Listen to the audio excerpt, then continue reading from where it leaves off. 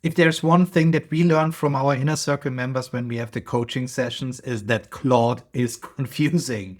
And this is why I'm making this video, so you will understand in less than 10 minutes what the different components of Claude actually are. I'm not diving into Claude features that I did already in other videos. In this video, you will just get a holistic understanding of the different versions of Claude that you can use. Let's dive right into this. Let's start with the browser version. That's maybe the version that you start with usually. And in the browser version, this is what you see. You can create a new chat and you can start talking. And that's what you might know from ChatGPT. It's the same thing. You have a conversation, you can start, you can share some context, and you can even create projects. So projects give you additional context, so you don't start from scratch each time, but you have a static knowledge that you can provide to Claude to work with. You can switch the models, and those model switches apply to everything that I will show you moving forward. This is something I don't use at all. And then I don't recommend, because this is just too limiting and you always start conversation from scratch. What we want to build is an AI team that works with us and grows the knowledge together with us. So it has persistent memory, and that's something I shared in other videos already. So you see there's the chat, you can customize things, you can search the chat, you see the different chats here, you have the projects, you have any artifacts that were created during the chat.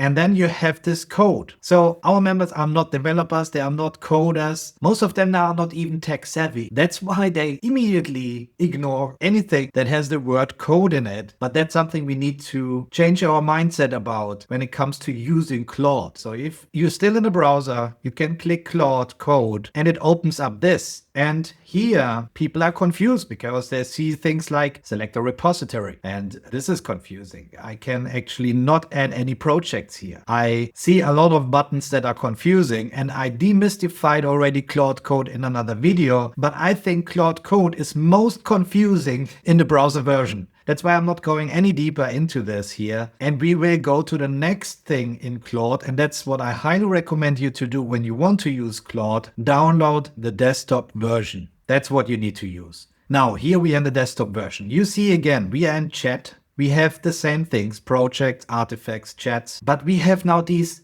3 tabs on top. We have chat and we have code. Let's go to code and let's talk about Cowork in a moment. So now we are in Claude Code, and what we can do here, instead of selecting the repo that was confusing on the web, we can now choose a local folder to work in, and it makes it much more easier to understand. If you follow me on this channel, you know that we've built this PKA demo here in a previous video where we built our own AI assistant team, and I can open this up and start working in this folder, and I can point really to any other folder too. But Claude Code gives you many more opportunities. Especially the plan mode is really helpful to plan out things that you want to do. You will have the persistent memory because it's creating it in your folder. And then we have a few other things in here, but I want to move on as I dove really deep into this Claude Code already in another video. I want to move on to Claude Cowork, which is Claude Code under the hood. It's just a simplified version of Claude Code. That's what people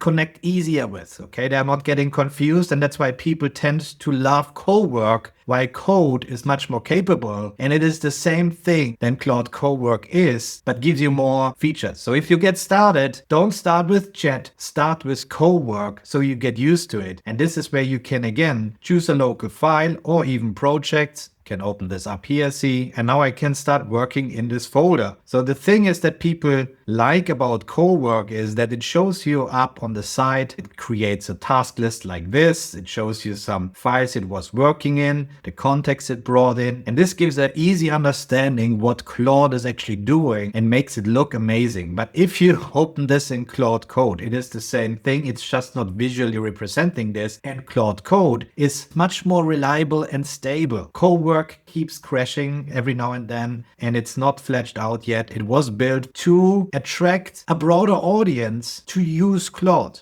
So If you learned anything from this video until now, it is that ignore chat, keep using Cowork if you like to, and if you're ready, move on to code and ignore the things that might confuse you. You just need to open a folder and start working with Claude Code as you do with Cowork. Now we saw the simplified version of code. Now let's go for the raw version of Claude Code. And this would be in the terminal. And I showed you in another video how simple it is actually. You just search for terminal, you open up the terminal and you enter Claude, and here you are. Now you're in Claude. So the same thing that we have here in a nice user interface, you have the same thing here, but you here have really the raw input and output of Claude Code and more features and capabilities available at your disposal. What you need to just to keep in mind, the chat is really the simple chat version without context. You still have access to the models, which is the different brain capabilities that you can use. Then we have Claude Code. And this is it. We have chat and we have Claude Code. And then we have Cowork, which just makes Claude Code easier to access. That's it. So now where else do we see Claude appearing?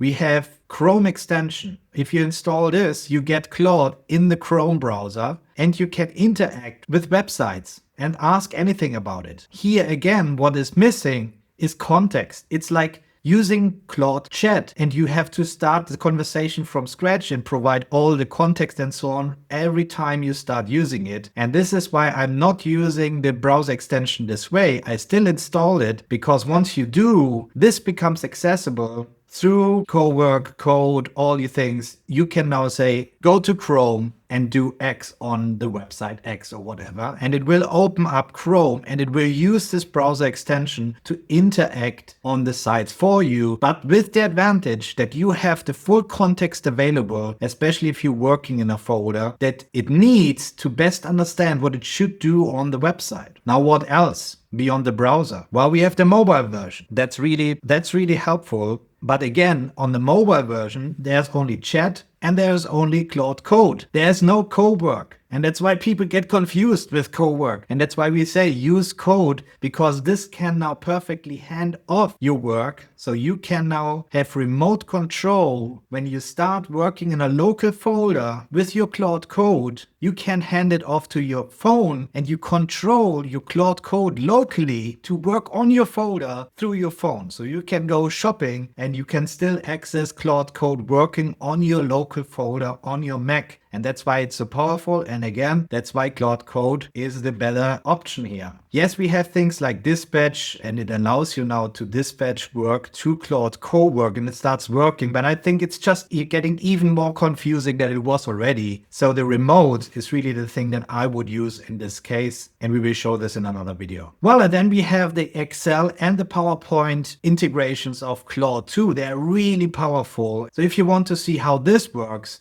you can watch this next video where I tested it out for you guys and how I would use it personally as a professional in real life work. I catch you up over there.